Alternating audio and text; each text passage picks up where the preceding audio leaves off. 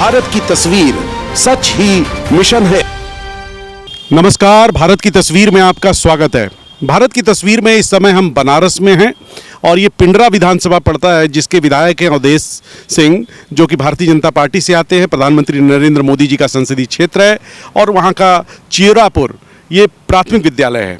ये प्रथम बोला जाता है क्योंकि हाईवे के ठीक पास में है। लेकिन हम आपको बताते हैं कि इस विद्यालय में मैंने जब आज यहाँ पर आया हूँ तो पाता हूँ कि यहाँ बच्चों की संख्या बहुत कम है।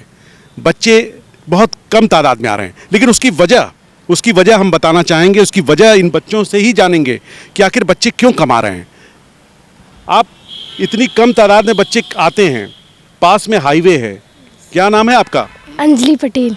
अंजलि, आपको क्या हाईवे पे आने में डर लगता है जो मैं सुन पा रहा हूँ? Yes sir. क्या लगता है, तो सड़क से कितनी दूर से आना पड़ता है? बहुत दूर से आना पड़ता है, वो साइड में उसके वहाँ से आती हूँ। बहुत डर लगता है एक्सीडेंट और एक्सीडेंट ना हो जाए। आप मतलब वो पुल को ऊपर से पार करके आती हैं? हाँ। और तेज रफ्तार गाड़ियाँ आती हैं तो आपको लगता है कि कुछ भय सा लगता है आपको? Yes sir. तो आपने घर जो माता पिता वो भी डर जाते होंगे? Yes sir. तो ये अंजलि हैं, बता रही हैं किस तरीके से जो चियोरापुर का प्राथमिक विद्यालय है, कितना खतरा है यहाँ पर। बच्चे 500 मीटर दूर से घूम कर आते हैं, हम आपको बताएंगे किस तरीके से आते हैं।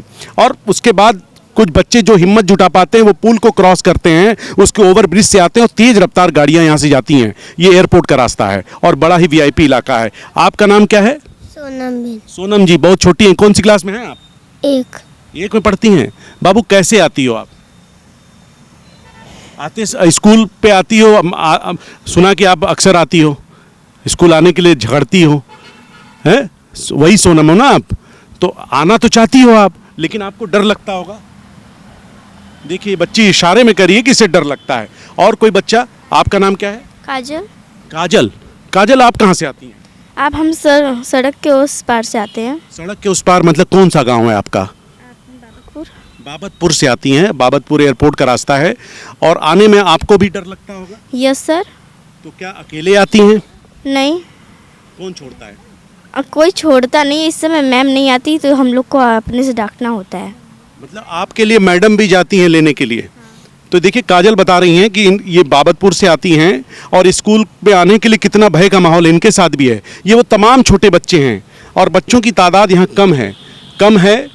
इसलिए कम है क्योंकि यहाँ पर हाईवे है और हाईवे से सटा स्कूल होने की वजह से जो गार्जियन हैं वो नहीं चाहते कि इनके बच्चों का जीवन खतरे में पड़े, क्योंकि तेज रफ्तार गाड़ियाँ जाती हैं।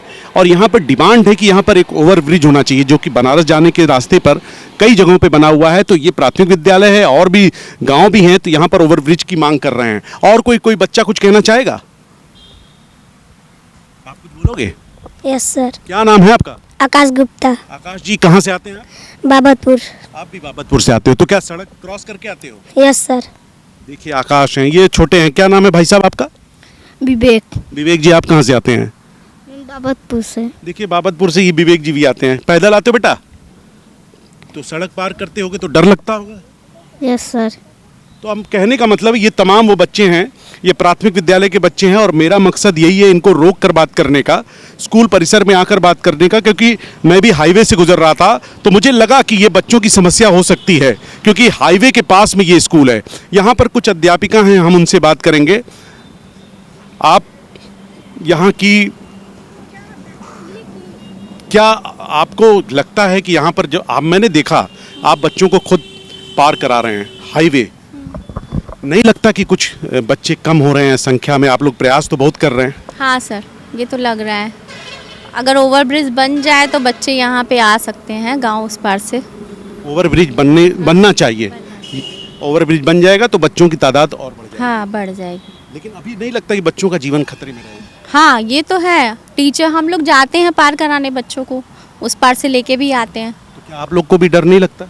लगता तो है, हर किसी को डर लगता है, लेकिन है भाई, बच्चों को पढ़ाना है तो बच्चों को लेके आना है। क्या बात है, बच्चों को पढ़ाना है तो इसलिए हाईवे से लेकर आना है।